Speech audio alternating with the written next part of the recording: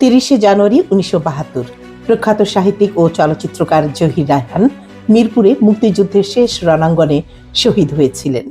গতকাল 30শে জানুয়ারি 2026 বাংলাদেশ ফিল্ম আর্কাইভসে জহির রায়হানের স্মরণে এক অনুষ্ঠানের আয়োজন করা হয়। এই অনুষ্ঠানে তার অমর চিন্তামূলক সাংস্কৃতিক অবদানের প্রতি শ্রদ্ধা নিবেদনের অংশ হিসেবে প্রদর্শিত হয়েছে তার প্রখ্যাত প্রামাণ্যচিত্র স্টপ জেনোসাইড।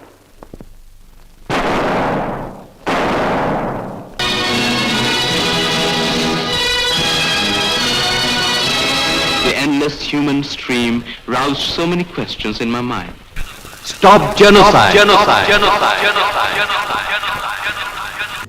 সেই অনুষ্ঠানে জহির রায়হান পরিবারের সদস্যবৃন্দ এবং গুণীজনেরা উপস্থিত ছিলেন। জহির রায়হান এবং নায়িকা সুচন্দার কনিষ্ঠ পুত্র তপু রায়হান। তপু রায়হান বিশেষ এই স্মরণ সভায় তার বাবার শিল্পকর্ম এবং বাবার আদর্শ নিয়ে বক্তব্য রাখেন এবং সেই সাথে আগামী জাতীয় সংসদের নির্বাচনে সংসদ প্রার্থী হিসেবে অংশগ্রহণের কথাও তিনি ব্যক্ত করেন। তপু রায়হান বলেন, আমি কোনো দলের নই, আপনারাই আমার দল, তাই আসুন আমি থেকে আমরা হই। এই অনুষ্ঠানে তপু রায়হান যে বক্তব্য প্রদান করেছেন সেই বক্তব্যটির আসুন আমরা দেখি। সারা বিশ্বে কিন্তু এই যুদ্ধটাকে এই জহির রায়হানের স্টপ জেনোসাইড কিন্তু চিনিয়েছেন, আপনারা জানেন মনে হয়। এবং এই ছবিটা আমার আব্বা কিন্তু একদম আপনারা হয়তো বা যারা ছবিটা দেখেননি তারা ভাবতে পারেন যে এই ছবিটা বোধহয় পরে করা হয়েছে কিনা বা কিভাবে করা হয়েছে। এটা কিন্তু একদম লাইভ, যুদ্ধ চলাকালীন সময় করা হয়েছে ওই সময়। তো একজন মানুষের কতটা সাহস থাকলে মানুষ এরকম একটা পরিস্থিতিতে তার ক্যামেরায় তুলতে পারে। আমার বাবাকে আমি দেখিনি, বাবাকে যতটুকু দেখেছি তার বই পড়ে, তার সিনেমা দেখে, মায়ের কাছে, আর যারা তাকে দেখেছেন তাদের কাছ থেকে গল্প শুনে। বাবার কথা যখন বলি মনে হয় বাবা আছেন।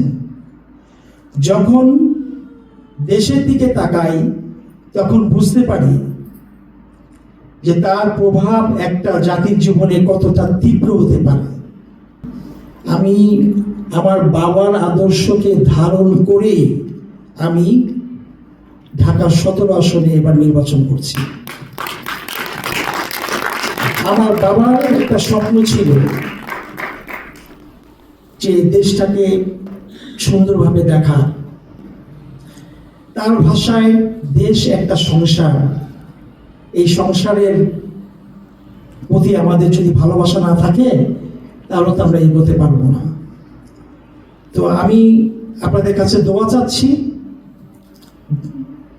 যাতে আমরা ভবিষ্যতে ভালো কিছু করতে পারি, এবং আমি দোয়া চাচ্ছি যে আমি যে নির্বাচনে দাঁড়িয়েছি আপনারা যারা আমার আসনের আছেন তারা ভোট দিবেন।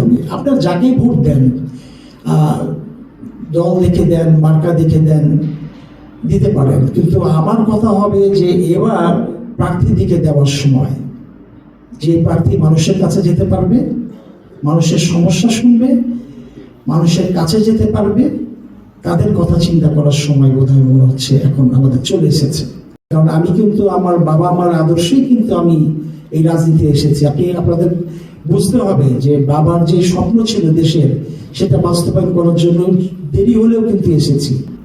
এবং আমি দোয়া চাচ্ছি যে আমি যে নির্বাচনে দাঁড়িয়েছি আপনারা যারা আমার আসনের আছেন তারা ভোট দিবেন। হার জিত সব কাজেই থাকে, হার জিত থাকবেই। কে হারলো কে জিতলো সেটা বড় কথা না। আমার ছেলে জহির রায়হানের ছেলে, সে যেন মানুষের জন্য, দেশের জন্য, সবার জন্য সে যাতে কাজ করতে পারে। বাংলাদেশের রাজনীতিতে নতুন এক মুখের আবির্ভাব ঘটেছে। তপু রায়হান আগামী জাতীয় সংসদের নির্বাচনে ঢাকা 17 আসন থেকে স্বতন্ত্র প্রার্থী হিসেবে বাইসাইকেল মার্কায় তিনি লড়তে যাচ্ছেন। আমি থেকে আমরা হই আদর্শকে সামনে নিয়েই তিনি দেশ সেবায় এগিয়ে যেতে চান। দেশের মানুষ এখন নির্ধারণ করবে জহির রায়হান সুচন্দার স্বপ্নের উত্তরাধিকারী তপু রায়হান কতটা সফলভাবে মানুষের জন্য, দেশের জন্য রাজনীতির মাঠে নিজের অবস্থান গড়ে তুলতে পারেন।